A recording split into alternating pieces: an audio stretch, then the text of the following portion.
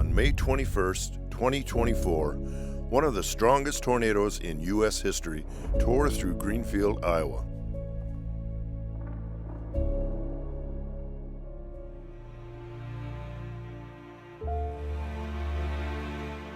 The catastrophic EF4 tornado, with peak winds measured at up to 318 miles per hour, swept through the town in less than a minute.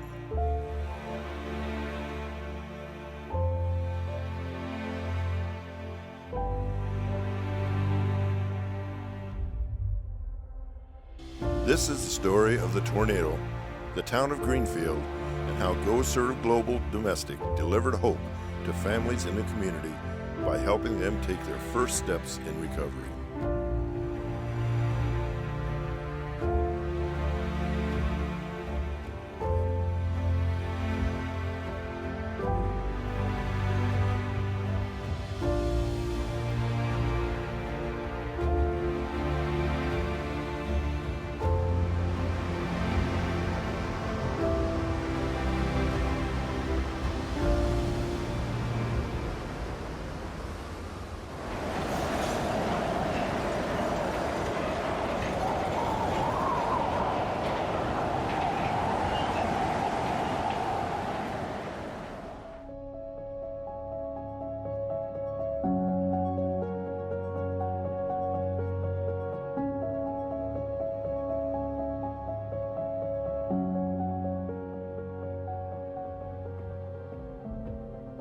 I took over this position or this job title 1 week and 3 hours to the day of this tornado. So we had severe weather for several days there.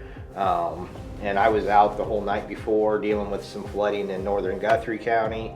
Then I had to race back down here to Adair County because we had some severe weather coming through that morning. We had, I think, 4 tornado warned cells that morning. Then I had a briefing with the weather service about midday, and we knew it was going to be a bad day that day somewhere in Iowa. Well, it just so happened to be looking like it was going to be right in the Adair, Guthrie County area. Yeah, it started out kind of chaotic. I'm a janitor at the school now. And we had a severe storm go through that morning. And they said, Russ, go out in the parking lot, make sure all the kids are get into the school. And so I did that, and our superintendent, he called school at early, get us out at noon. More stuff was on the way, so that was a very good call on his part. I had a meeting with the schools in both my counties, and we talked about the weather that day, the timeline. All the school districts in both my counties end up closing early that day and sending kids home. I was working at the hotel here in town that day, and we had a pretty severe storm that pushed its way through. A lot more severe than what we were normally used to. Ended up dying down, and it was a nice, beautiful day later on. And then I got a message from my husband that our kids were being let out early that day, which was really odd at the time, but we were very thankful that it did happen.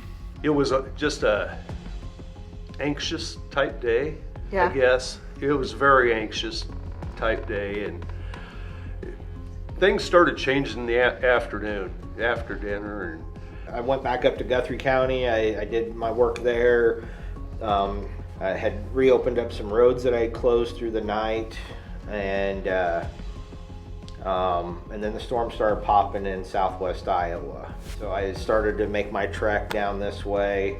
Got down to Bridgewater, kind of positioned myself there in the southwest corner of the county, and was just watching the weather, watching radar, communicating with the National Weather Service, and I see a black mass off to just almost straight west of me.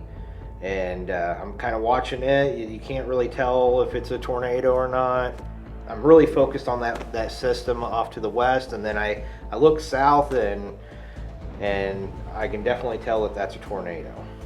And so now I have two tornadoes, or well, two potential tornadoes. One I can definitely confirm. I can see the cone shape.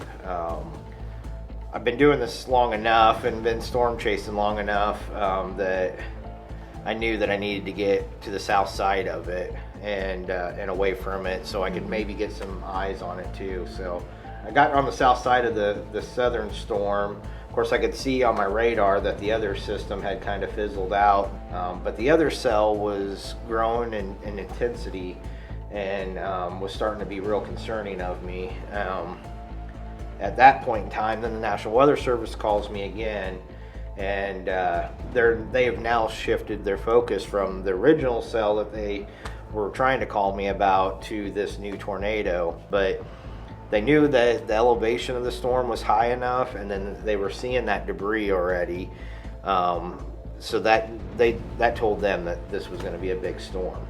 And I got on the south side of it where I could see it, and that's when I knew my day was going to change. I knew my life was going to change. It was like something I'd never seen before. It was a large tornado. It had multiple vortices that were spinning and rotating around the main cone. It was a beast of a tornado, and it just, I could literally feel my heart just drop to the bottom of my stomach, and just that sick feeling. You know, typically in rural Iowa, we see tornadoes and they're running across the farm grounds, and they're kind of just bobbing back and forth and going around these farmsteads, and occasionally they might hit a farmstead here or there, but it's usually pretty minimal damage, you know. But it was just literally mowing right over each farmstead. It didn't care what was in its path. It just kept going, and it was like it was hunting each farmstead that it was going to. I thought originally it was going to impact Fontenelle and a neighboring community here, and it was that point in time when I was like, I think this is going to hit Greenfield. So then I raced past that intersection that it kind of crossed in front of me. I literally was less than a half a mile from it at that point in time, which was way too close to a tornado that size. There was debris flying everywhere, and so it goes by in front of me. I go up to the next mile, and it's going across, and I'm watching it hit the windmills there, and it was crossing another 310th. It's a paved road that runs east and west here in Adair County, but it's crossing that road, and it's not real close to the wind turbine at that point in time, but it's close enough. And all of a sudden it just takes two blades off of this one wind turbine, but it just shredded them. And it wasn't even on top of that turbine.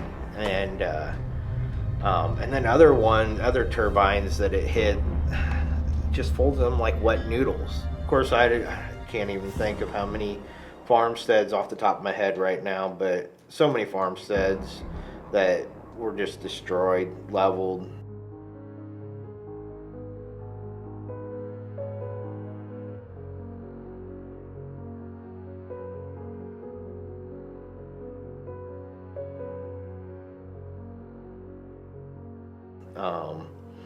And then it come across Lake Greenfield, and as it come across Lake Greenfield, it kind of took a even harder right-hand turn.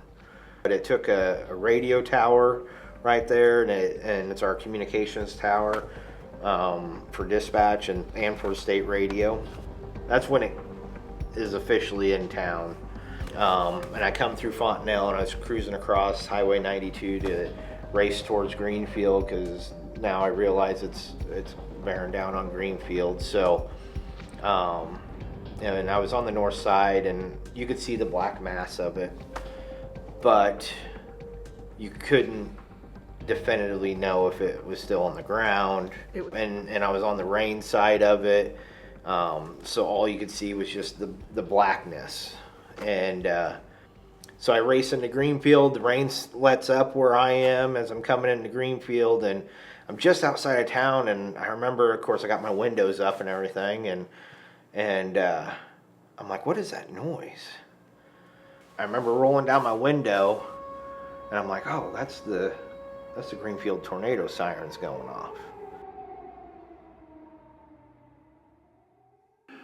I just got off work, I guess, at 2:30. I went over to Mom's. Mom wasn't home, and her neighbor said, Russ, there's a tornado coming, Russ.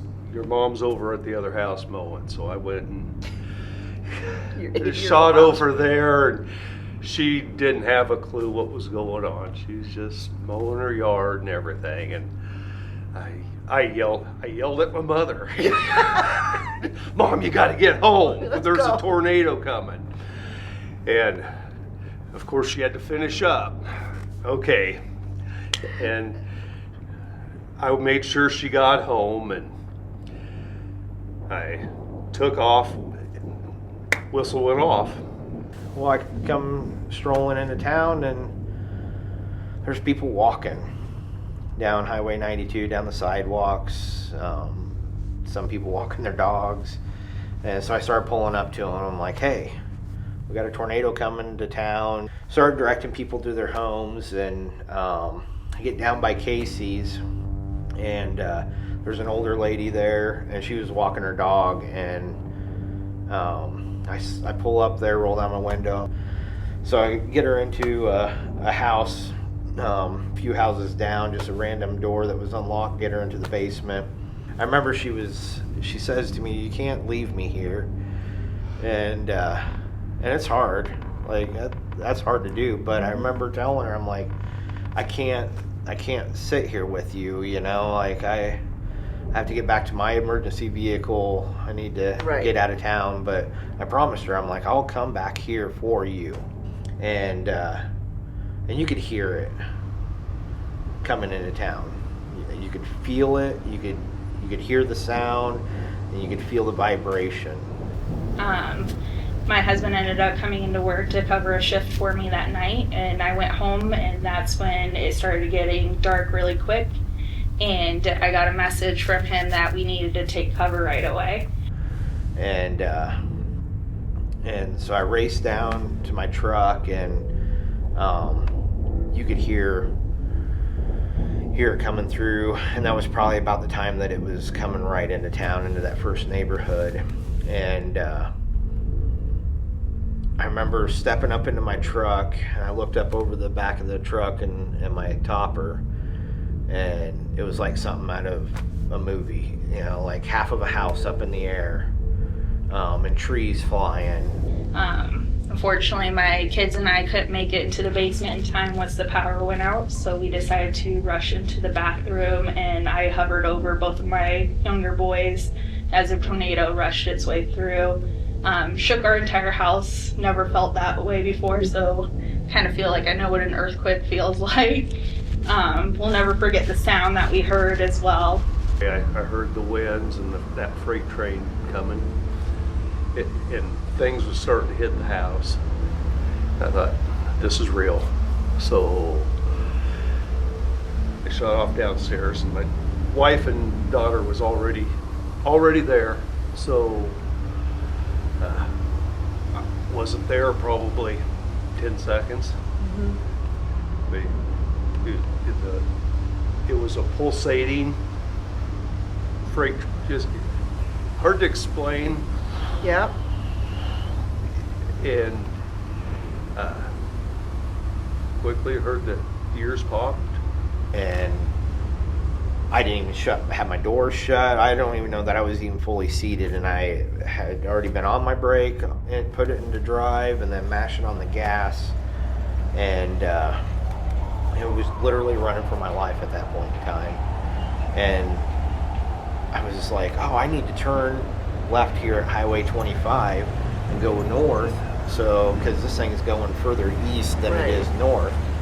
And But as I started pulling away, debris started falling down on me, little tree branches and stuff. And I go to try to make that turn to go north, and I'm kind of in the outer wind ring of it, and then I'm going so fast at that point in time, I couldn't make the turn. I'm up into the curb and kind of up onto the grass and across the parking lot by the hospital, and then back out onto 92.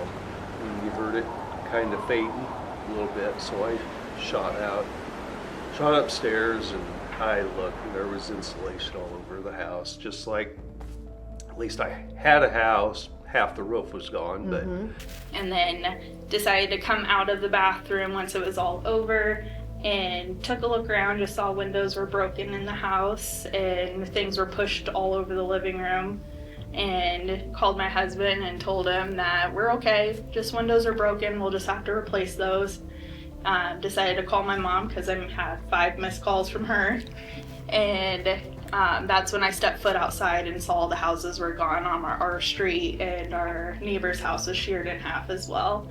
That's when I got off the phone with her and called him, and just the only words that I could say is that everything is gone. It wasn't until, I think it was the next day or maybe 2 days into it, and of course the weather service come out, and they're talking to me, giving me an update what the tornado was, what their preliminary estimate of the wind speed and rating was, and how long it took to come through town.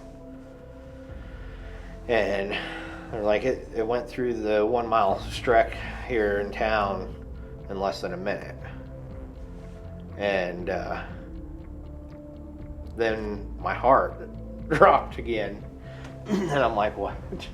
1 minute, huh?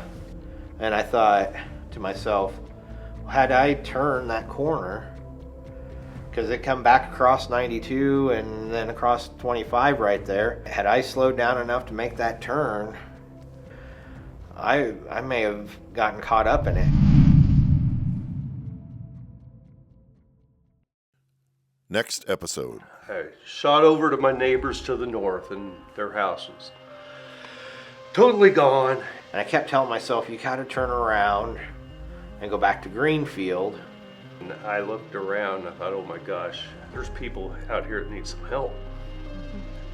It has to be. The main concern that I had, outside of search and rescue, was the roads were completely unimpassable. But when I decided to venture out, it was a sickening feeling. I mean, it legitimately looked like a war zone, like Afghanistan here, like... Nothing compares to this.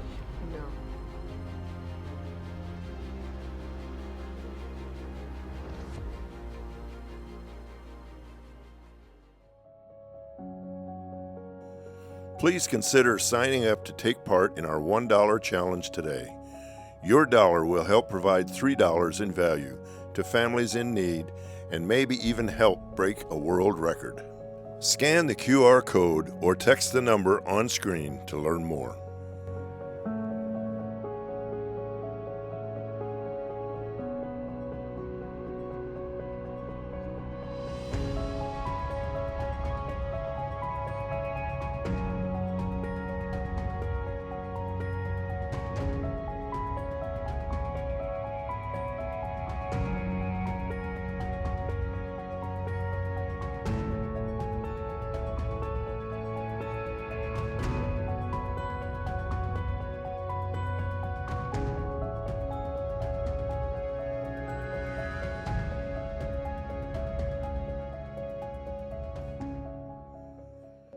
GoServ Global Domestic exists to fulfill the biblical worldview and make volunteers successful in helping those impacted by natural disasters. Please consider donating or volunteering today to help us help the next community impacted by a natural disaster.